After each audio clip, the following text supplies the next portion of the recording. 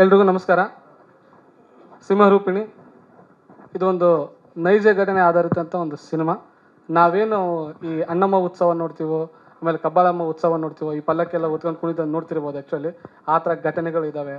ಆಮೇಲೆ ಏನೋ ಮಳೆ ಬರ್ಲಿದ ತಕ್ಷಣ ಒಂದು ನಂಬಿಕೆಗಳಿದ್ದಾವೆ ಗೊತ್ತಾ, ಈ ಮುದ್ದೆ ಇಟ್ಟಿಗೆ ಮಳೆ ಬರುತ್ತೆ, ಅಥವಾ ಕತ್ತೆಗಳಿಗೆ ಮದುವೆ ಮಾಡಿದ್ರೆ ಮಳೆ ಬರುತ್ತೆ ಅಂತ. ಅಂದರೆ ಹಳ್ಳಿ ಕಡೆ ಕೆಲವೊಂದು ನಂಬ್ಕೊತಾರೆ. ಈ ಥರ ಸಣ್ಣ ಪುಟ್ಟ ಸಣ್ಣ ವಿಷಯಗಳನ್ನು ಎಕ್ಕಿ ತೆಗೆದು ಆಲ್ಮೋಸ್ಟ್ ನಾವು ನೋಡಿದ್ದೀನಿ, ನಿಜ ಘಟನೆ ಕೂಡ.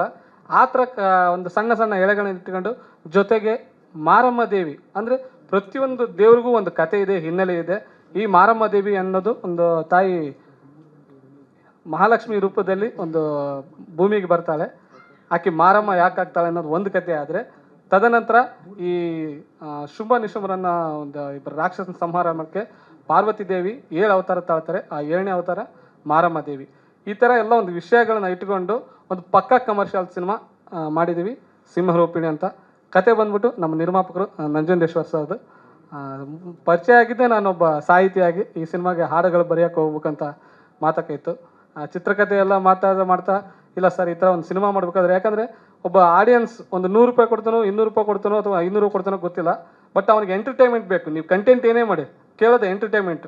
ವಿಷಯಗಳನ್ನು ತಲುಪಿಸೋದು ಏನಪ್ಪ ಅಂದರೆ, ಒಬ್ಬ ಪರಿಚಯಸ್ಥ ಮುಖಗಳು. ಒಂದು ಗೌಡ ಮಾಡ್ತಿದ್ದಾನೆ ಅಂದರೆ ಓಕೆ, ಅಟ್ಲೀಸ್ಟ್ ನಮ್ಮ ಸುಮನ್ ಸರ್ ಅಂತಾರೆ.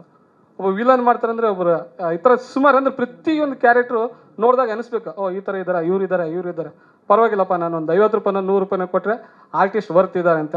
ಜೊತೆಗೆ ಹಾಡುಗಳು, ಈ ಥರದ ಒಂದು ಕಮರ್ಷಿಯಲ್ ಎಲಿಮೆಂಟ್ ಇದ್ದಾಗ ಮಾತ್ರ ನಮ್ಮ ಆಡಿಯನ್ಸ್ನ ಸೆಳ್ಕೊಬೋದು. ಆ ನಿಟ್ಟಿನಲ್ಲಿ ನಾವೇನೇ ಕೇಳಿದ್ರು ನಮ್ಮ ಪ್ರೊಡ್ಯೂಸರು, ನಾವೊಂದು 25 ಜನ ಜೂನಿಯರ್ಸ್ ಹಾಕೋಣ, ಪರವಾಗಿಲ್ಲ ಸರ್, ಅಮ್ಮನ ಉತ್ಸವ ಅಲ್ಲ, ಉತ್ಸವತನ ಇರಲಿ, ಒಂದು 150 ಹಾಕಿ ಅಂತ ಹೇಳೋರು. ಸಿನಿಮಾನ ಪ್ರೀತಿಸೋರು. ಇಂಥ ನಿರ್ಮಾಪಕರು ಉಳಿಬೇಕು, ಬೆಳಿಬೇಕು. ನಮ್ಮ ಒಂದು ಪ್ರಯತ್ನ ತುಂಬ ಚೆನ್ನಾಗಿ ಆಗಿದೆ ಅಂತ 100% ನಂಬಿಕೆಯಲ್ಲಿದೆ. ಯಾಕಂದರೆ ಒಬ್ಬರು ಇಬ್ಬರನ್ನ ಆರ್ಟಿಸ್ಟ್ನ ಇಟ್ಕೊಂಡು ಮೇಂಟೈನ್ ಮಾಡೋದು ಕಷ್ಟ. ಅಂತಂದರೆ ಒಂದು 60-65 ಜನ ಆರ್ಟಿಸ್ಟ್ನ ಕರ್ಕೊಂಬಂದು ಈ ಥರ ಸಿನಿಮಾ ಮಾಡಿ, ನಾವು ಮುಂಚೆ ಹೆಂಗಿದ್ವು ಅದೇ ಥರ ಖುಷಿಯಾಗಿ ಆರಾಮಾಗಿ ಹ್ಯಾಪಿಯಾಗಿದ್ದೀವಿ. ಯಾಕಂದರೆ ಅನುಭವಿಸೋದು ಗೊತ್ತು. ಆ್ಯಕ್ಚುಲಿ ಒಬ್ಬರು ಬರ್ಲಿಕ್ಕೆ ಸರ್, ಇಲ್ಲ ಸರ್ ಇದು ಕಟ್ ಮಾಡಿಬಿಡಿ ಸರ್ ಕ್ಯಾರೆಕ್ಟ್ರು, ಇಲ್ಲ ಸರ್ ಈ ಥರ ಕಟ್ ಮಾಡಿಬಿಡಿ ಅಂತ. ಬಟ್ ಅವ್ರು ಹಂಗಲ್ಲ, ಚಿಕ್ಕ ಕ್ಯಾರೆಕ್ಟ್ರು, ಸರ್ ಈ ಥರ ಹಿಂಗೆ ಮಾಡಿದ್ರೆ ಚೆನ್ನಾಗಿರುತ್ತೆ ಸರ್ ಅಂದರು. ಬಿಕಾಸ್ ST ಸರ್ ಆ್ಯಕ್ಚುಲಿ ಅವ್ರದ್ದು ಇನ್ನೊಂದು ಸಿನಿಮಾ ಮಾಡ್ತಿದ್ರು. ಆ್ಯಕ್ಚುಲಿ ಸರ್ ಅವರೇ ಬೇಕು ಅಂತ ಹೇಳಿದಾಗ ಪರವಾಗಿಲ್ಲ ಸರ್ ಮಾಡೋಣ ಅಂತ ಹೇಳಿದ್ರು.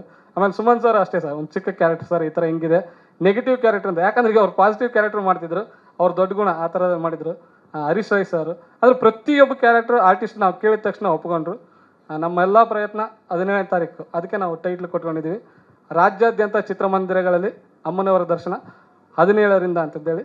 ತಾವೆಲ್ಲರೂ ಚಿತ್ರಮಂದಿರಕ್ಕೆ ಬನ್ನಿ. ನೀವು ಕೊಟ್ಟಿರೋ ದುಡ್ಡಿಗೆ ಯಾವತ್ತೂ ಮೋಸ ಆಗಲ್ಲ. 100% ನಿಮಗೆ ಅಮ್ಮನವರ ದರ್ಶನ ಆಗೇ ಆಗುತ್ತೆ. ಸಿನಿಮಾದಲ್ಲಿ ಕ್ಲೈಮ್ಯಾಕ್ಸಲ್ಲಿ ನೋಡಿ. Thank you.